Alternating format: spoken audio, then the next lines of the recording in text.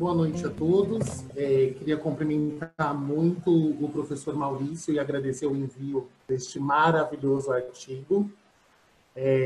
Um artigo muito intrigante, principalmente para nós que temos dentro do Celafices uma linha de pesquisa, né, de envelhecimento que eu acho extremamente relevante, né, a gente estudar os outros dados longitudinais. Então, né, meu nome é João Pedro da Silva Júnior, mais conhecido como professor Júnior, sou instrutor de Celafices e venho, então, apresentar, né, na minha função do que me é cabido, um trabalho apresentado e intitulado Trajetória de Atividade Física, Mortalidade, Hospitalização e Incapacidade entre Idosos. Esse artigo ele tem como autor o Juan Luis Sanches, como primeiro autor e demais colaboradores. Ele foi realizado, né, e todo com os dados da Espanha, de diversos institutos, né, instituições, e principalmente da cidade, né, do município de Toledo. E aí eu deixei aqui para vocês já o endereço de e-mail do autor aqui no slide. Ele foi publicado no Jornal de Caquexia e Sarcopenia e Músculo, né, de 2020. Bom, o artigo traz na introdução falando sobre atividade física ao longo da vida, né, e o que a gente sabe. Então, é sabido dos benefícios que ele tem. Primeiro, que essa atividade física, durante o processo de envelhecimento, ele é uma proteção para diversas doenças crônicas. As pessoas que praticam essa atividade física, elas têm menores taxas de mortalidade, né, em homens e mulheres. E os benefícios vão durante o período, né, e pode se estender ao longo até o final da vida. E principalmente em falar em envelhecimento, ele retarda o aparecimento dessas incapacidades, que são, parece que, muito incidentes e prevalentes nessa população. A prática dessa atividade física ainda tem efeitos importantes, né, como a diminuição de hospitalização e redução de gastos de saúde, e o que, somados esses benefícios a essas proteções ou esses diversos desfechos denominados adversos, a gente tem, então, um conceito do que seria um envelhecimento saudável, segundo a OMS. Então, seria um processo de desenvolvimento e manutenção dessa capacidade funcional que possibilita o bem-estar em idades principalmente mais avançadas. Então, essa atividade física é um importante contribuinte para esse envelhecimento saudável e na manutenção e no aprimoramento das capacidades mentais e principalmente físicas. Só que diversas limitações metodológicas nós encontramos com diversos trabalhos que mostram a associação dessa atividade física com todos esses benefícios para a saúde. Primeiro que esses resultados são poucos estudados em populações mais velhas, que essa avaliação geralmente sempre são pontuais, né? E não seguem por grandes períodos de análises, e principalmente verificando esses desfechos que são importantes, que há uma limitação também, né, há uma lacuna, que essa prática de atividade física não leva em conta os comportamentos delas de acordo com o processo de envelhecimento. Então, você pensar em atividade física aos 60 anos é diferente do que você pensar aos 70, aos 80, aos 90 anos. Então, que esses comportamentos, essa dinâmica desse comportamento, desse estilo de vida que é a praticar a atividade física, são um pouco estudados.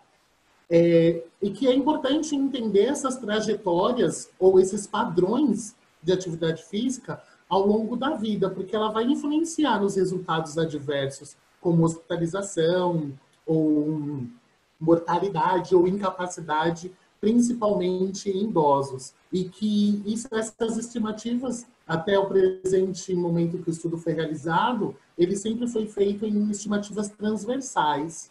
Então, essa hipótese de como que funcionaria esse padrão de atividade física durante todo o processo de envelhecimento, segundo os autores, ainda não foi testada.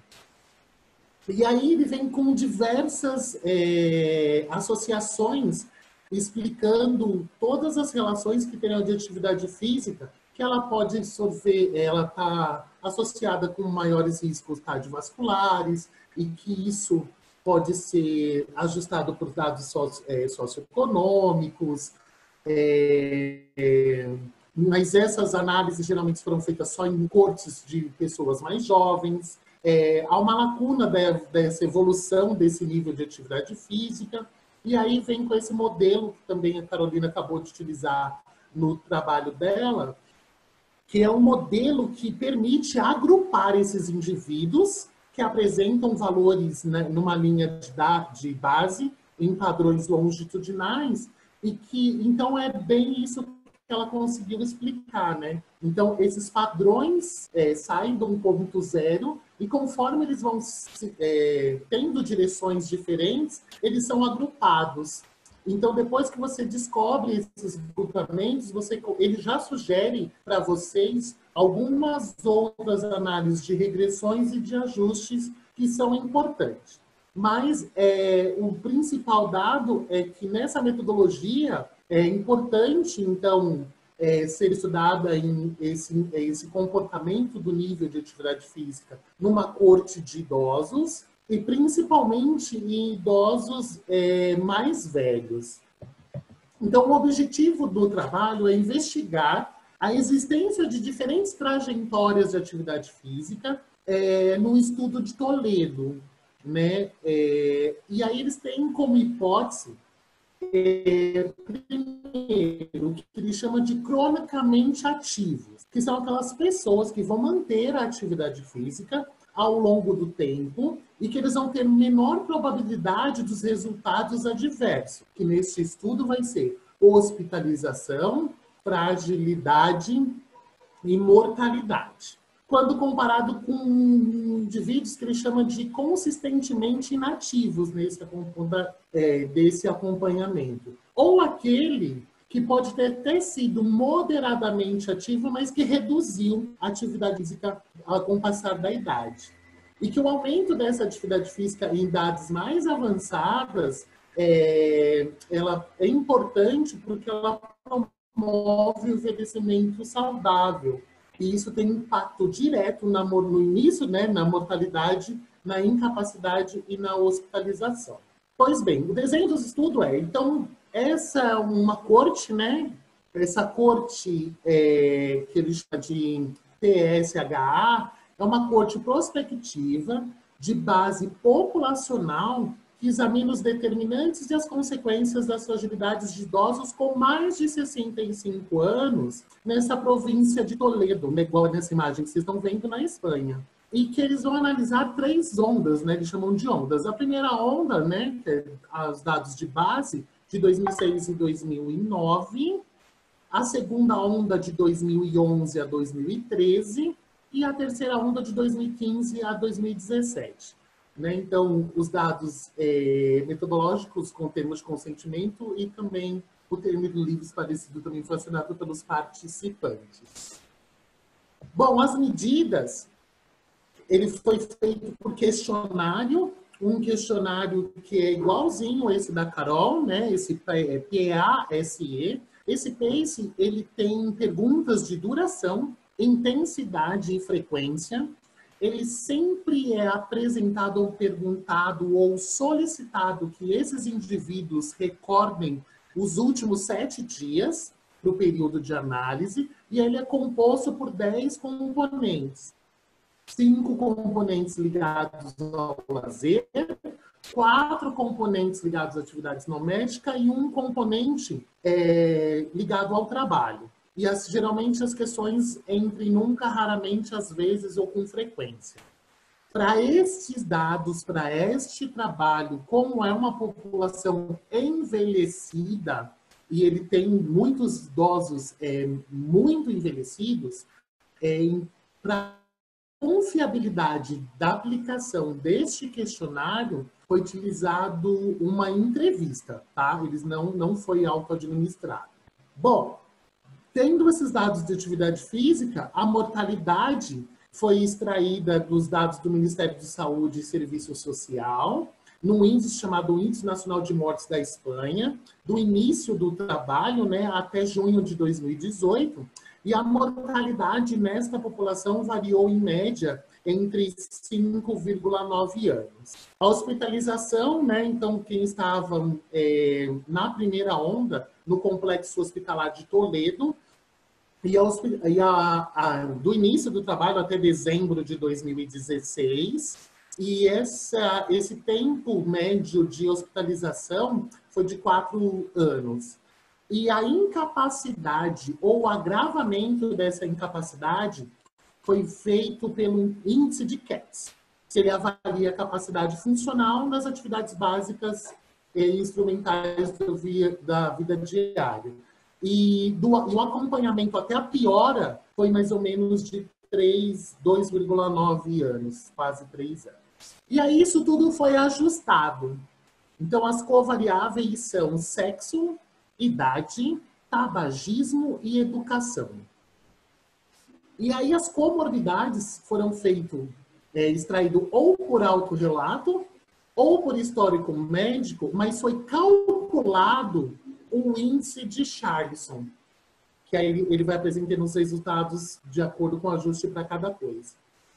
Estado pelo IMC e o estado cognitivo pelo número de medicamentos, então, que ele chama de polifarmácia, e pelo mini exame de estado mental, que avalia o status cognitivo da população. A análise estatística que foi utilizada neste estudo foi média, desvio padrão, frequência e porcentagem, né, que são fornecidos tanto para variáveis contínuas ou para as categóricas. Já as variáveis de comparação, de acordo com a trajetória, ora foi feito pelo teste T de estudante independente ou por uma análise de variância. E as comparações feitas pelos dados que são categóricos, né, em percentagem, foi feito pelo Q quadrado.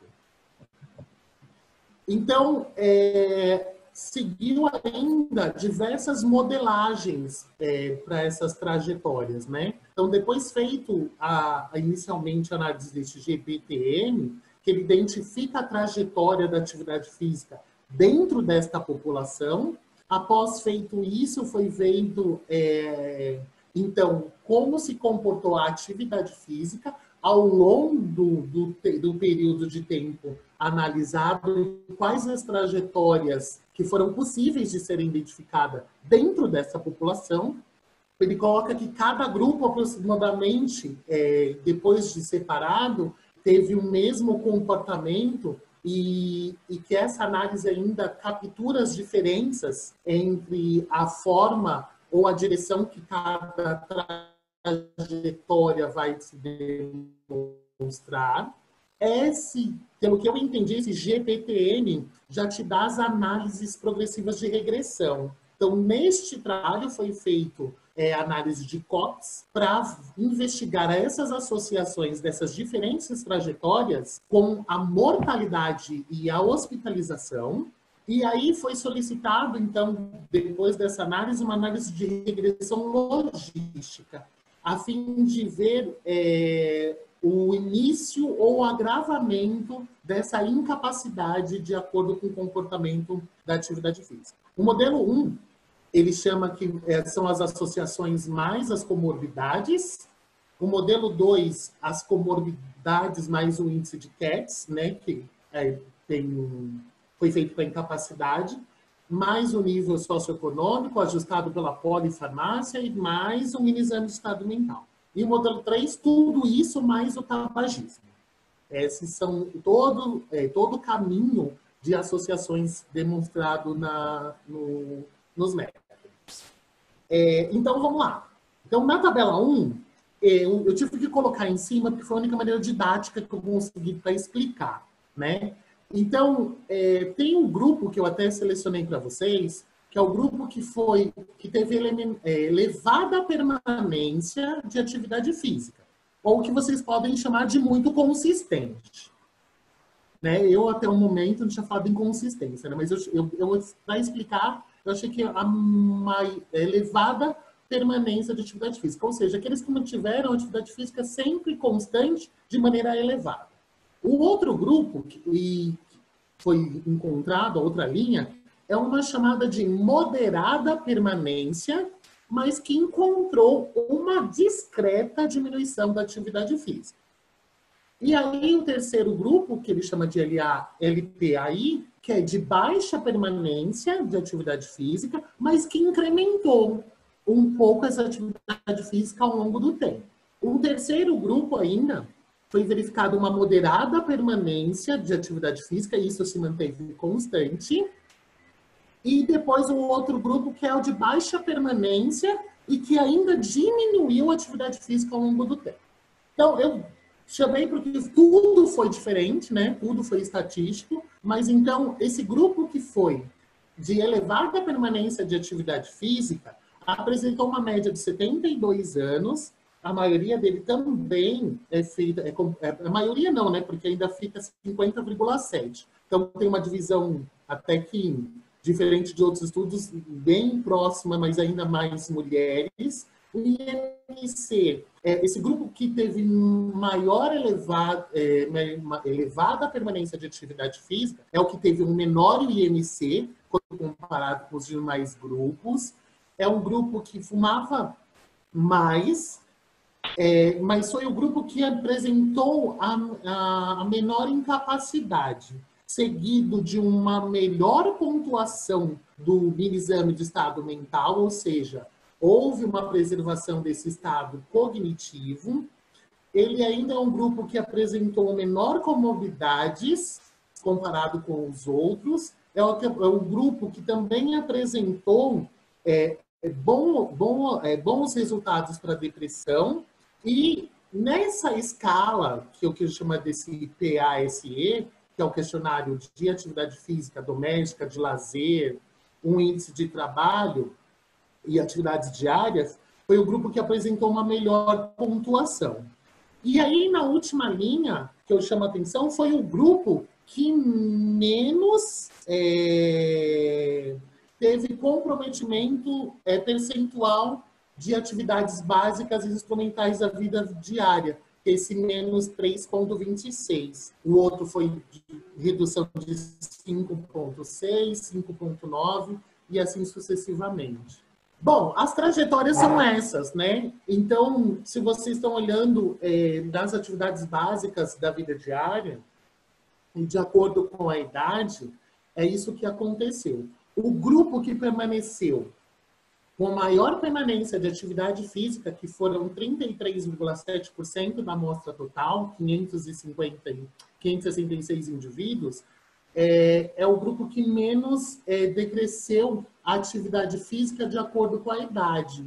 E aí esse PACE score, lembra que lá no método eu expliquei que são os componentes de atividade física, diária, doméstica, de lazer e uma categoria de trabalho. É o que apresentou menor decréscimo.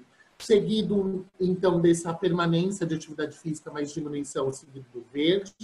O azul é o grupo que é um moderado, ele é constante, né? Ele não apresentou elevada, é constante em atividade física e não decresceu. O rosa é aquele que permaneceu a atividade física e além ainda diminuiu. E esse que saiu de baixa, né? De baixa permanência de atividade física, mas incrementou. Então, essas são as trajetórias da atividade física e envelhecimento nessa corte de Toledo. É assim que ela se comportou. Bom, então vamos estudar e ver o impacto disso na mortalidade, que é o objetivo do trabalho. E aí eu vou passar o mouse para ficar o mais didático possível. O grupo que foi, que manteve a trajetória constante, o melhor grupo, né, que não houve alteração, ele vai ser o referência. E aí a gente pode verificar que o grupo que teve baixa atividade física, baixa constante de atividade física, é o grupo que apresentou 1,68 de risco, né, de mortalidade, isso de maneira significativa, para esse grupo que a gente chama de baixa trajetória. Quando a gente vai estudar a hospitalização, o que aconteceu com esse comportamento com a hospitalização, então o grupo que tinha baixa constância ou permanência de atividade física no período analisado e que diminuiu. E aquele que tinha baixa, mas aumentou, não foi de maneira significante para não ter comprometimento com a hospitalização, né? Então, percebe-se que quem não estava em baixa constância e ainda diminuiu, e que começou com baixa constância de atividade física, e houve esse aumento, né? Mesmo que esse incremento de atividade física, foram os grupos que tiveram mais risco de hospitalização. Esse risco de cerca de 1,4. E os dois significantes, porque sai de 1,01. Por sua vez, quando a gente fala em incidência de capacidade, né, isso é muito evidente nos dados relacionados à incapacidade, né, incidência de incapacidade. O grupo que permaneceu durante o processo de envelhecimento fazendo pouca atividade física é um grupo que apresenta mais de 3,16% de risco a mais de apresentar uma maior incidência de incapacidade. E isso também se cede para a incidência e para a piora dessa incapacidade nos grupos que têm baixos permanências, né, de atividade física ao longo do processo de envelhecimento. E aí a gente tem os dados de todos esses grupos quando analisado por ajustes, né? Então, eu vou fazer um resumo, eu não gosto de ler, mas aí depois eu venho para a explicação, que a análise de regressão mostra o maior risco de evoluir para a incapacidade, né, de ter uma maior incidência em todas as trajetórias. Só que quando vai tendo esses ajustes nessas associações, essas associações vão enfraquecendo nos modelos. Quando eu ajusto por nível socioeconômico, por mini exame de estado mental. Mas, em resumo, o que ele fala de risco, e aí agora pela análise de regressão, então odds e não mais hazard, é que quem passa maior tempo, né, quem passa com menor permanência de atividade física apresenta 3,14 maior de risco para todas as variáveis em média analisada. Então, eu vou pegar aqui para vocês, então, o grupo que manteve a referência, né, que é o grupo que se manteve constantemente em alta permanência de atividade física, foi a referência. Quando eu analiso isso por todos os grupos, essas associações começam a ser verificadas, né? Só que aí eu queria chamar a atenção para vocês naqueles que alcançaram menos atividade física durante o processo de envelhecimento. E aí, os riscos são aumentados de maneiras assim, a gente sempre vê uma associação de 1 ponto alguma coisa, né? Aqui, igual aqui. Vou pegar um exemplo, 2,26, 1,56, mas eu queria chamar a atenção para vocês no que acontece com as pessoas que passam pelo processo de envelhecimento, acumulando pouca atividade física, é um aumento de risco de começa com 1,60, só tem pouquíssimo zoom, né? Mas aumenta 5,16. E aí o intervalo de confiança, eu queria que vocês olhassem, parte de 3,92 a 6,77. Então você tem um risco maior em 2,53, 2,21, alguns 4,93. Ou seja, passar isso para a mortalidade, ok? Isso para a mortalidade. E aí isso se permanece, passar pelo envelhecimento, os maiores riscos pela hospitalização, por incidência, né, o início de incapacidade e a incapacidade em todos os idosos. Ou seja, isso deixa claro e evidente em dados longitudinais que você permanecer em baixos riscos, em baixos padrões de atividade física, estar associado com maior risco de mortality, hospitalização, incapacidade, início de incapacidade e e perda da independência, que são os graus, né, o prejuízo dessa incapacidade.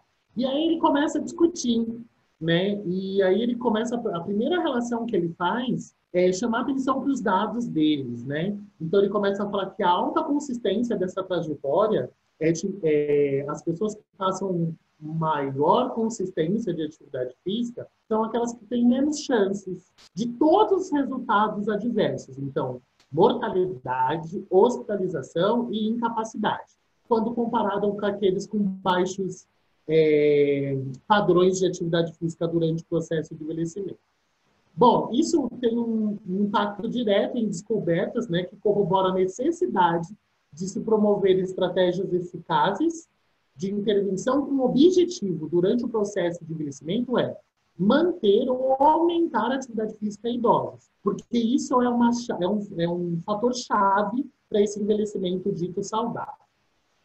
Neste grupo, 5 trajetórias longitudinais foram encontradas e apenas uma mostrou a redução de atividade física durante as análises prospectivas. Bom, o que é sabido na literatura, né? Que eu deixei sempre o que a gente sabia até o momento estudando os dados de envelhecimento.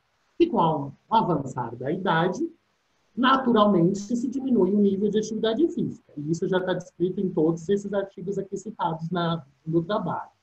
Só que esses dados trazidos, esses achados desse estudo, ele amplia essas conclusões, principalmente que descrevem esses padrões que era dito até o momento como heterogêneo, essa é a verdade. Que quanto aumenta o nível de atividade física, diminui, né? Então, artigos desde 88 já traziam isso para nós quanto verdade. E já sabia-se, sim, de uma possível relação entre atividade física e mortalidade. Mas lembrando que isso eram dados, até o presente momento, dados transversais, lembrando que esse nível de atividade física, principalmente que a gente fala em longevidade, tinha discrepância entre homens e mulheres, e aí ele apresenta os resultados. Então, esse padrão de atividade física, ele é muito influenciado pela questão do sexo, até porque é uma evidência que o envelhecimento no mundo ele é muito mais feminino do que masculino. Então, isso diferia entre os sexos. Só que, mais recentemente, é uma mistura, né, de abordagens e tipo desses modelos. E que cada vez mais se tem tipos de modelagem para tentar entender essa relação de atividade física e mortalidade estão sendo apuradas ou aperfeiçoadas.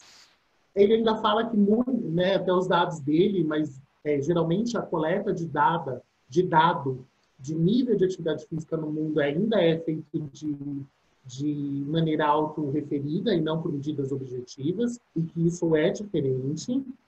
E do mesmo jeito que era sabido na literatura, as questões de atividade física e fragilidade, né? Então, a atividade física sempre pareceu atenuar o risco, principalmente de mortalidade e outros preditores clássicos de fragilidade em idosos.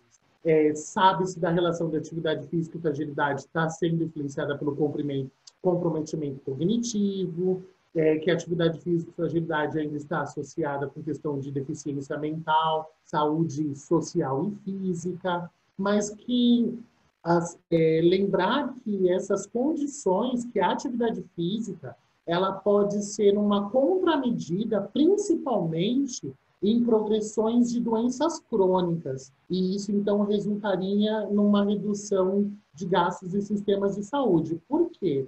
Porque se essa pessoa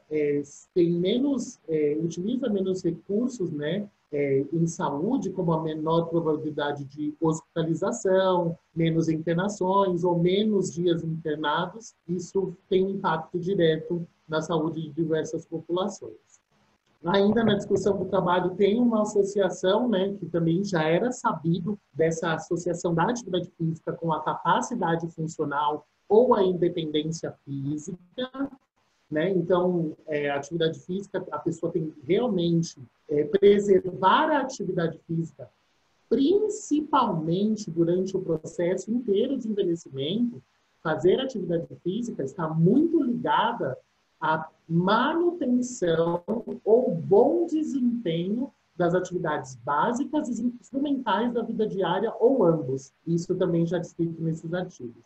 E que da atividade física, nos idosos, parece que há trabalhos que mostram que da atividade física, muito mais que a frequência, é o volume e a intensidade que ditam esses fatores de proteção.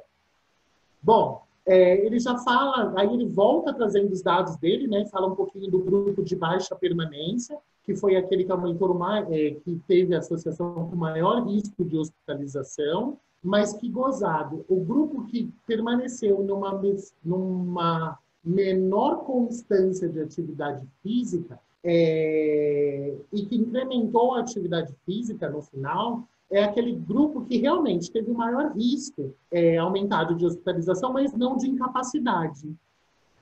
Ele cita uma meta-análise de 4 estudos dessa associação da atividade física e dessa progressão da incapacidade das atividades da vida diária, que são as questões, né, de funcionalidade, ele também traz as referências, e que nesses achados são que níveis de atividade física realmente caem drasticamente nos últimos anos de vida. Isso devido à diminuição do volume e dessa intensidade. Ele cita ainda um pouquinho da questão da manutenção longitudinal desse nível de atividade física, né, de você permanecer durante longos períodos com esse hábito da prática regular de atividade física, e que isso deve ser principalmente dados de campanhas de saúde que envolvam os idosos, que isso passe pelos parentes ou cuidadores, para que a gente possa incentivá-los a ser ativo o quanto mais possível, principalmente em atividade física estruturada, os exercícios, e nas atividades do cotidiano, e vem com algumas referências. E eles citam que políticas devem aumentar essa conscientização social e promover atividade física mais acessíveis e mais populares e cotidianas, principalmente como a caminhada. Ele cita o comportamento sedentário, que o comportamento sedentário parece ter uma associação com a capacidade funcional, e essa associação no grupo de envelhecimento é independente ainda da atividade física. Ele cita que o comportamento sedentário é uma chave para a saúde, independente dos padrões de atividade física, e o comportamento sedentário está associado à mortalidade nesta população. Esse comportamento sedentário me levaria a uma maior incapacidade e num aumento de despesa com saúde. Ele cita ainda no trabalho algumas limitações, né, que algumas covariáveis não foram estudadas. Ele cita que o comportamento sedentário não foi um fator de exposição neste estudo. Ele cita da questão metodológica de analisar a atividade física por questionário e não por medida objetiva, e que isso dificulta o recall de erros e pode sim levar a um viés. E na hospitalização ele cita no estudo que a hospitalização foi feita, os registros de hospitalização foi feito só nesse hospital de Toledo, e que talvez essas pessoas, depois do dado da linha de base, elas poderiam ter viajado ou mudados de cidade, e isso poderia ter sido não subnotificado. Mas tem alguns pontos fortes, né? Ele coloca o grande tamanho amostral, ao ponto disso ser extrapolado para a população de homens e mulheres dessa cidade de Toledo. Ele coloca que o jeito que foi coletado, principalmente esses resultados adversos, como mortalidade, fragilidade e hospitalização, que confunde essas associações, foram bem coletadas. A amostra é representativa, né? E o legal da amostra é que ela foi feita tanto em idosos residentes da comunidade como em idosos institucionalizados, de ambos os sexos.